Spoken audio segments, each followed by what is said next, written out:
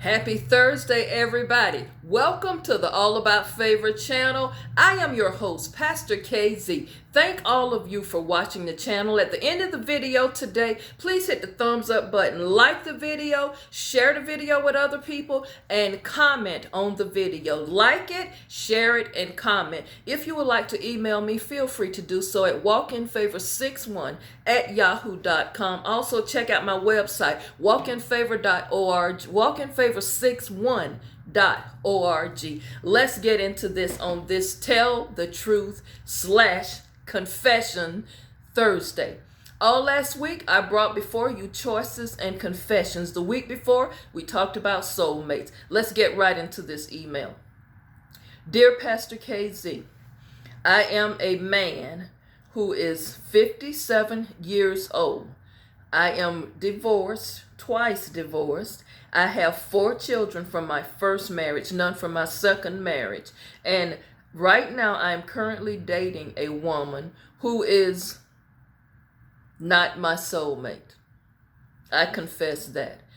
I have initially told this woman that marriage was on the table for us, perhaps, but Pastor KZ, over the past several months, I've been noticing things about this woman that I simply just don't like. And she brought something to my attention the other day. She says, you don't seem to be into me like you used to. I mean, what's going on? You pulling away? And Pastor KZ, I had to just confess to this woman and tell her, I'm pulling away because I just don't like you. I don't like you. And she says, what do you mean you don't like me? He said in this email, y'all, he's saying, I don't like you because I don't like certain things about you. Okay, now, brother, let me ask you this question. Just pause this for a minute. Are the things that she's doing that makes you not like her, is that enough to end the relationship? That was my question, but he answered that in the email. He goes on to say, I told her I think we need to take a step back in this relationship for a minute and just try to focus on being friends for a while. Because right now, although I do want to be in a committed relationship, I just don't think she's the one. Okay. Now, let's break this down. And I'm going to share with you something else very important that he stated towards the end of the email. I'm going to leave out a lot of the middle stuff he's talking about. And let's go to the end of the email. He said, Pastor K, I don't think I have ever gotten over my first wife. For some reason, I just still love her. I'm in love with her. I married the second time on what you was talking about last week, on the rebound. And now I got into this relationship, but I don't think I'm ready for a relationship. I feel like after my first marriage, love just went away and I can't love another woman. Okay, bro. In other words, thank you for writing. In other words, everybody, YouTube fam, my All About Favor family, I think what this man is saying is a very popular, powerful, old school song from Rose Royce with Sister Gwen Dickey on the lead. And that song has been remade several times, but just can't nobody do it like Rose Royce. Love don't live here anymore. Just a vacancy. Love don't live here anymore. This is what he's saying going on. Now, I want to ask you on this Tell the Truth / Confession Thursday, do any of you feel that way? Or have you ever felt that way? Like you loved someone so much and it's like you've tried to recapture that same love and it just doesn't come, and you just begin to feel like, man, it just, love don't live here. Or have you been so hurt till you just have decided, man, I'm not just going to do the love thing no more. I'm not going to put my feelings in this. I'm going to keep this wall up. I'm not going to let my guard down. I'm not going to let nobody in my heart because I just can't do it. I can't afford it. I don't want to ever feel that pain again. Anybody? Love don't live here anymore. What y'all think about this letter, this email? Do y'all think this relationship is going to work out?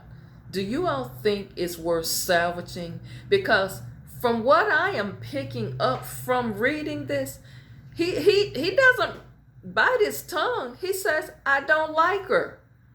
Now, he has different little things that she does that annoys him that he just simply doesn't like. But, bruh, I'm going to just say this on the for real tip and keeping it 100 with you, keeping it a buck.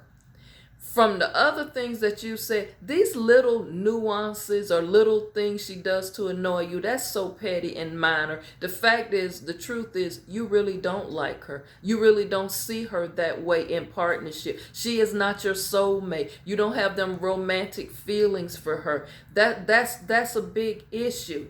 You really don't want to talk to her. You're pulling away from her. You make excuses. You look at the phone when she calls and you make excuses as to what you're doing so you don't have to talk to her. All of these things, y'all, he incorporated in this email that just lets me know, hey, bro, you were right to tell her the truth that you feel like you need to step back. But I think you wasn't completely honest because I think you really don't want to completely be alone just yet and be single by yourself. I think you want to have her on speed dial or available to you when you want her to be. But bro, that's not no relationship. That's not love, and you make it clear that you don't even like her. You've not even said you loved her, but you just don't like her. If that's the case, I just want to say to you, bro, you just not into her like that. Anybody? And he's still in love with his first wife. You married a second time on the rebound knowing that you wasn't over this other wife. Let me ask you this, bro, and write me back. Is your first wife available? Is she married? Does she have someone? Follow up with me this week so I can incorporate that in next Thursday's episode. Because if your first wife is available, I got some tea for you on that. Thank you all so much for watching. Now I want to get all about Favor Fam. I want to get you involved in this conversation. I ask you, have you ever been hurt or just so devastated in a relationship that you've decided love don't live here anymore?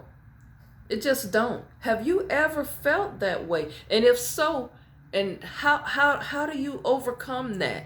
How do you get past that feeling of hurt, that feeling of emptiness, that feeling of like, I just don't feel it anymore, Pastor KZ. I just don't. Okay, I want to bring something else to your attention. Another email I received from a young lady.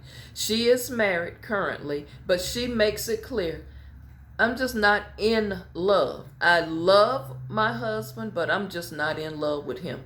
He's not the type of man I'm attracted to even physically. We really don't have that much in common. He's a poor conversationalist. He just don't do it for me. That's what she said. He just don't do it for me. But she married him because she said, I was tired of being alone. And, I'm a Christian. And in my church, my pastor frowns against, fornication. So here I go. I went on and married him, because having sex out of wedlock, you know how that's frowned upon in the church. Okay, sis, let's hold it right there. Let's pause it right here.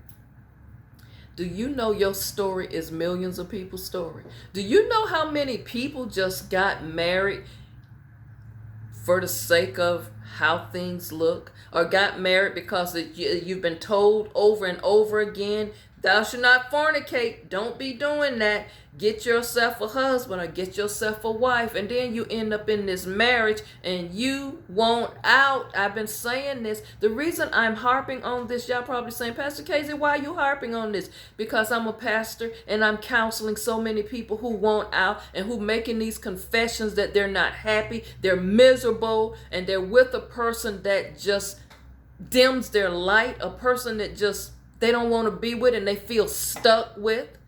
And I am trying to help you not only emotionally, but I'm trying to help you from a spiritual perspective, because spiritually, God already knows your heart. He knows you're lying. He knows when you're being deceitful. He knows when you're telling the truth. And if you're doing things just for the sake of how things look to the church, or that's not going to work, because God knows the realness of it.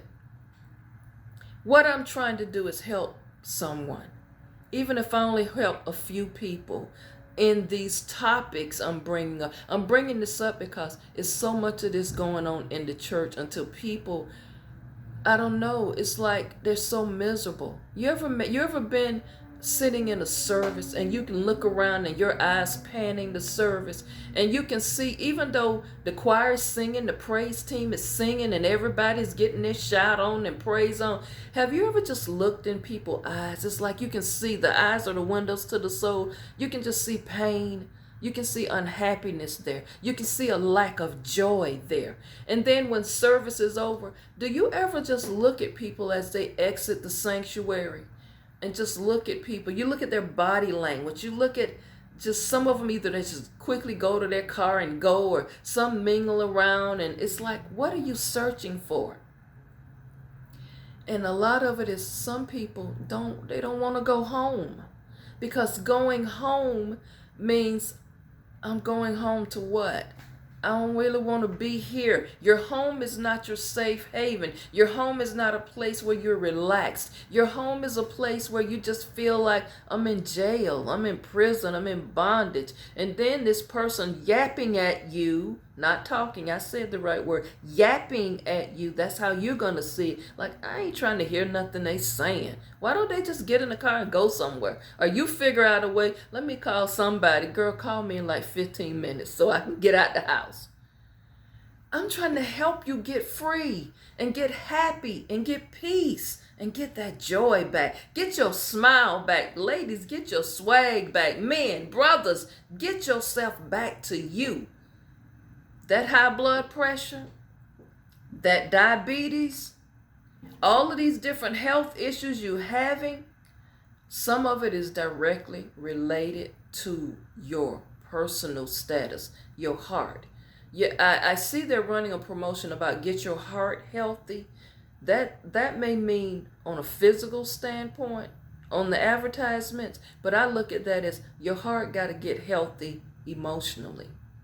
If you're emotionally out of sync, your heart is messed up, you're so hurt and bitter, and just you can't get yourself past that initial hurt, and you saying, love don't live here anymore, I don't want nothing to do with that, I'm good by myself, I got to keep my guard up, I don't trust nobody, I got trust issues. That's a show I'm going to do in a few weeks, trust issues.